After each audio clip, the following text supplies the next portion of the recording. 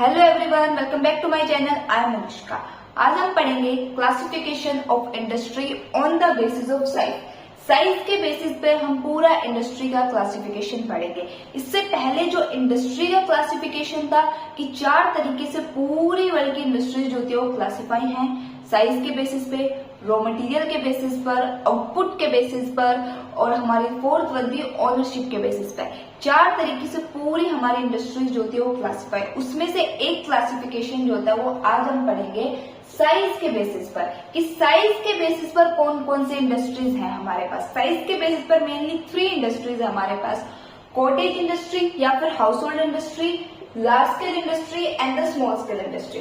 Size के basis पे हमारे पास 3 इंडस्ट्रीज है। इन तीनों ही इंडस्ट्रीज को हम डिटेल में पढ़ेंगे। स्मॉल स्केल इंडस्ट्री क्या होती है, लार्ज स्केल इंडस्ट्री क्या होती है, cottage and house scale industry क्या होती है, इनकी क्या कैरेक्टरिस्टिक है, क्या बेनिफिट है, क्यों ये इंपॉर्टेंट है, हम सब कुछ इस वीडियो के अंदर पढ़ेंगे।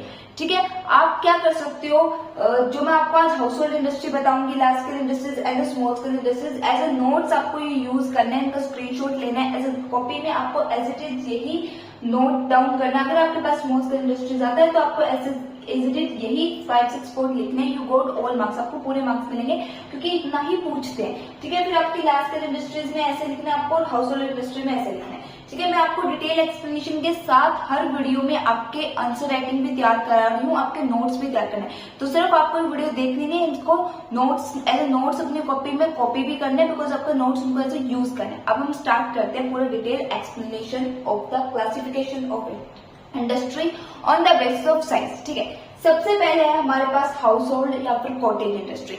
हाउस होल्ड और कॉटेज इंडस्ट्री, आपको नाम से ही समझ में आ रहा है हाउस होल्ड यानी कि घर में लगने वाली इंडस्ट्री, जो घर में जो इंडस्ट्री लगती है उसे हम हाउस होल्ड या फिर कॉटेज इंडस्ट्री बोल देते हैं, जो आपके घर में ही लगती है। ठीक है, the work place for this industry is the house of the person. जो वर्क प्लेस रहता है इस इंडस्ट्री का वो एक पर्सन का घर ही रहता है, यानी कि घर में आपने डिसाइड कर लिया कि चलो हम पिकल की इंडस्ट्री खोलते हैं, या फिर मैं कपड़ा अच्छा बनाती हूँ तो मैं कोई क्लॉथ की इंडस्ट्री खोल लेती हूँ। मतलब घर में जब आप छोटा सा बिजनेस स्टार्ट करते हो तो उसको कहते हैं एक हाउस होल्ड इंडस्ट्री। क्योंकि पहले इंडिया, आज ये लार्ज स्केल इंडस्ट्री का कॉन्सेप्ट तो इंडस्ट्रियल रेवोल्यूशन के बाद है ना, इससे पहले तो हैंडीक्राफ्ट प्रोडक्ट चलते थे, जो हाथ से बनाए प्रोडक्ट थे। और हाथ से बनाए प्रोडक्ट कहाँ बनते थे, घर में ही तो बनते थे। उसके लिए आप कोई स्पेशल जगह पे जाकर थोड़ी बनाते, किसी स्पेशल एरिया में गए, स्पेशल लोकेशन में जाकर आपने नहीं, जो हाथ से बने प्रोडक्ट थे लोग घर में ही अपना हैंडीक्राफ्ट प्रोडक्ट जो भी वो बनाते थे, जैसे कि मिट्टी के घड़े हो गए, कपड़ा बनाना हो गई, घर में ही बनाते थे और फिर घर में से इनको बेचते थे।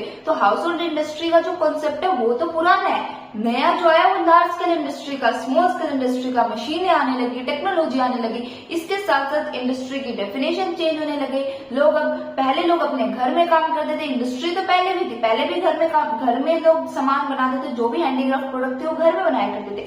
बट जैसे जैसे रेवोल्यूशन आया, जैसे जैसे टेक्नोलॉजी बढ़ी, लोगों की थिंकिंग बढ़ी, चेंजेस आने लगे, वैसे वैसे जो है बस इसी इंडस्ट्री को एक लार्ज कॉन्सेप्ट पे एक बड़े एरिया में सेटअप कर दिया, एक स्पेशल एरिया बना दिया, जहां पर स्पेशल एरिया बना दिया कि यहाँ पर ये एरिया, इसमें इंडस्ट्री लगेगी, इसमें ये प्रोडक्शन होगा, ऐसे प्रोडक्शन होगा, टेक्नोलॉजी की हेल्प से प्रोडक्शन होगा।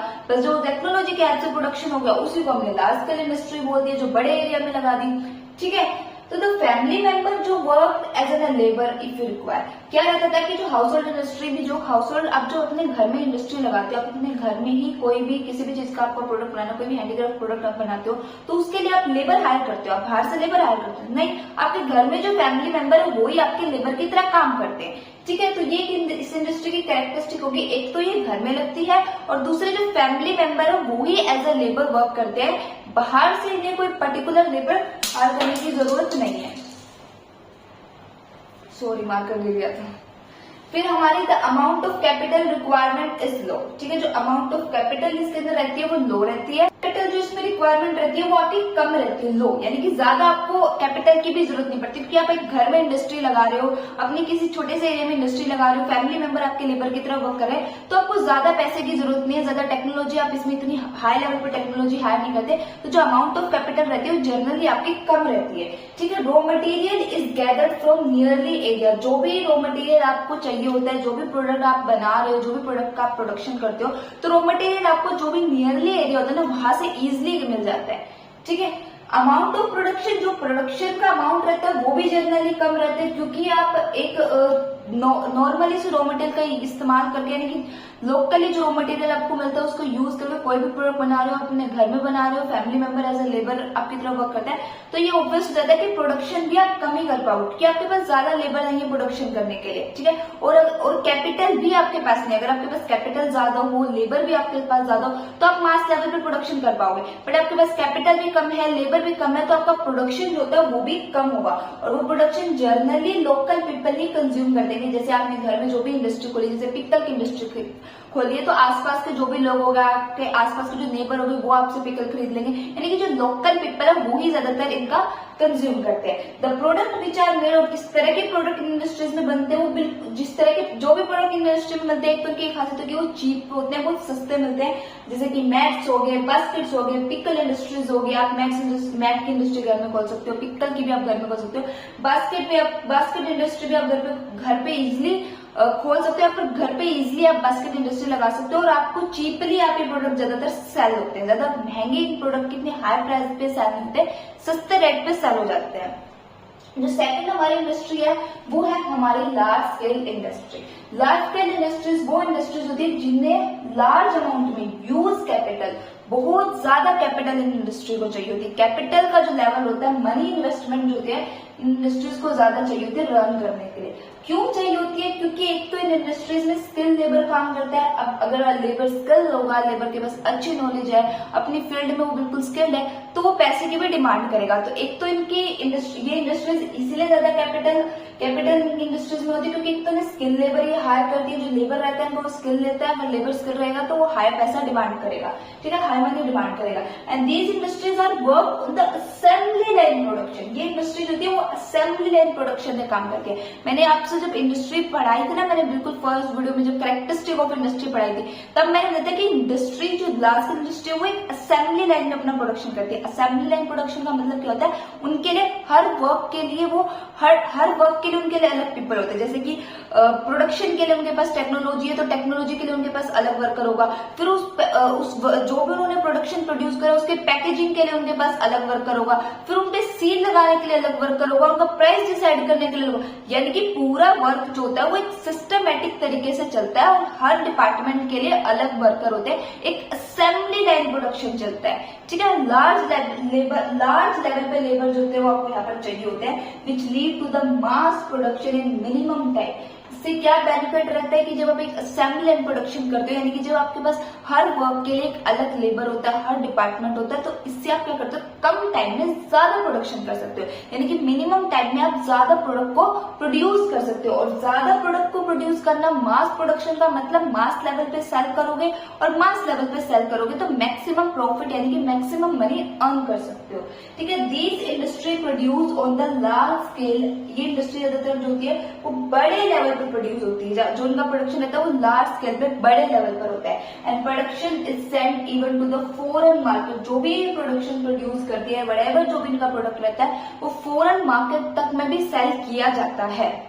जो भी आप प्रोडक्शन प्रोड्यूस करते हो फॉरेन मार्केट में सेल किया जाता है। इतने मास लेवल पे प्रोडक्शन होता है, इवन उसका प्रोडक्शन जो होता है वो फॉरेन पे भी सेल किया जाता है। जो फॉरेन मार्केट रहते हैं, फॉरेन कंट्रीज में सेल किया जाता है। इनिशियली यानी कि स्टार्टिंग में जो ये इंडस्ट्री थी ना, वो ऐसे नहीं कि इंडस्ट्रीज हर जगह लग गई थी। जो लार्ज स्केल इंडस्ट्रीज है वो हर एरिया में नहीं लगी थी। इनिशियली ये यूएसए में, जर्मनी में, वेस्टर्न यूरोप के अंदर, यानी कि जर्मनी हो गया, यूएसए हो गया, वेस्टर्न यूरोप, इन कंट्रीज में सबसे पहले इंडस्ट्री, लार्ज स्केल इंडस्ट्री का कॉन्सेप्ट जो था वो इन कंट्रीज में सबसे पहले आया था। फिर आता है आपके पास small scale industry. Small scale industry generally वो इंडस्ट्री होती है जो घर के बाहर लगती है, यानी कि ये थोड़ा सा जो हमारी कॉटेज इंडस्ट्री है ना, ये हमारी जो cottage and house hold industry, उससे थोड़े से हाई लेवल पे करी जाती है। जैसे cottage and house hold industry आपके घर में लग जाती है, बट ये जो होती है वो आपके घर के बाहर लगती है। और यहाँ पर सेमी स्किल लेबर जो होता है, यानी कि जो लेबर का लेवल होता है स्किल का, वो इतना हाई नहीं होता, बट सेमी यानी कि ठीक ठाक होता है। ऐसा नहीं है कि बिल्कुल ही उसको नॉलेज नहीं है अपने फील्ड की, जो भी वो काम कर रहा है उसको बिल्कुल ही नॉलेज नहीं है, नॉलेज बट बहुत हाई लेवल पे नहीं है, बट नॉलेज है उसके पास। Semi skill labour.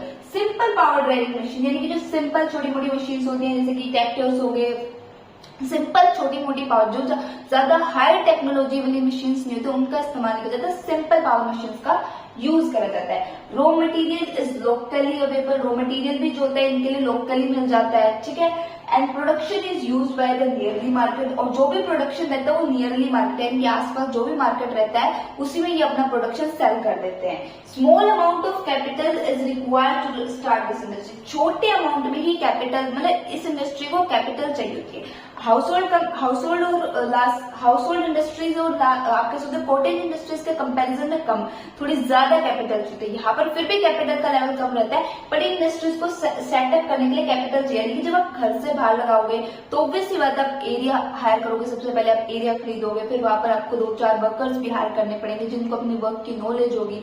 तो स्मॉल अमाउंट ऑफ कैपिटल तो चाहिए इस इंडस्ट्री को स्टार्टअप करने के लिए। हाँ, उतनी कैपिटल नहीं लगती जितनी लार्ज स्केल इंडस्ट्री में, बट छोटी कैपिटल लगती है। These industries are helping hand for the large scale industry। ये सबसे अच्छा इंडस्ट्रीज का काम होता है कि जो बड़ी बड़ी इंडस्ट्रीज होती है ना उनके लिए हेल्पिंग हैंड का काम करती है। बड़ी बड़ी इंडस्ट्री कैसे, जो लार्ज स्केल इंडस्ट्रीज होती है उनके लिए हेल्पिंग हैंड का काम करती है। मैंने आपको जो factor affecting the location of industry बताया, जहां पर हमने पढ़ा था इकोनॉमिक फैक्टर, वहां पर हमने एक कॉन्सेप्ट पढ़ा था अकॉमोडेशन ऑफ इंडस्ट्रीज। वो यही है, क्या रहता है कि जो ये बड़ी बड़ी इंडस्ट्रीज होती है ना, जो भी हमारी लार्ज स्केल इंडस्ट्रीज होती है, ये क्या करती हैं, instead of going to the market to take the raw material, वो इन छोटी इंडस्ट्री से ले लेती है। जैसे कि कोई लार्ज स्केल इंडस्ट्री की बहुत बड़ी इंडस्ट्री है, लार्ज स्केल इंडस्ट्री जो हाई लेवल पर स्टील के प्रोडक्ट को प्रोड्यूस करती है, आयरन से रिलेटेड प्रोडक्ट को प्रोड्यूस करती है, तो वो इंडस्ट्रीज क्या करेंगी, instead of going to the market की मार्केट में जाकर आयरन एंड स्टील खरीद के आएंगे, वो इन छोटी इंडस्ट्री से ले लेती है। इससे क्या रहता है, इंडस्ट्रीज का भी डेवलपमेंट हो जाता है और लार्ज स्केल इंडस्ट्रीज को अपना रॉ मटेरियल मिल जाता है प्रोडक्शन के लिए, और स्मॉल स्केल इंडस्ट्रीज का डेवलपमेंट हो जाता है, उन्हें क्या मिल जाता है, पैसा मिल जाता है। तो इसलिए ये दोनों इंडस्ट्री एक दूसरे पे म्यूचुअली डिपेंडेंस, एक दूसरे की हेल्पिंग हैंड की तरह काम करते हैं। तो आई होप आपको ये वीडियो समझ में आई होगी। आई होप आपको बिल्कुल क्लासिफिकेशन ऑफ इंडस्ट्री का on the basis of size आपका पूरे अच्छे से क्लियर हो गया, नोट्स भी तैयार हो गए, आपके आंसर राइटिंग तो तैयार होगी, साथ में आपका पूरा टॉपिक भी क्लियर हो गया होगा, आपको पूरे अच्छे से समझ में आ गया होगा। और अगर आपको वीडियो अच्छी लगी तो प्लीज मेरे चैनल को लाइक, शेयर, कमेंट, सब्सक्राइब करना।